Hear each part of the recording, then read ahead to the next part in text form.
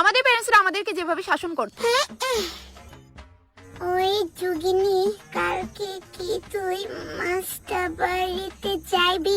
ওই কিলো আমার button mobile দিয়ে কারেলো মেসেজ পাঠাইতাছস? মা, আমরা ক্লাসে যোগিনী রে। ও যুগিনী নাকি তা যুগা না, আমি বুঝি না বাবুস না। মা, সত্যি যে আমরা ক্লাসের বান্ধবী, তুমি দেখো আয়া। মা, কি দেখা না ভাই? ও তো তোমার নাম আসলে যুগিনী মনা? ও তো তাই আসলে তোমারই মেসেজ করছিল না?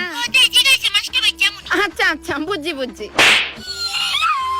এই চুপ কর, মুখ বন্ধ রাখ। কাঁদিস কেটা 2050 সালের প্যারেন্টসরা রেডি সোনা মা?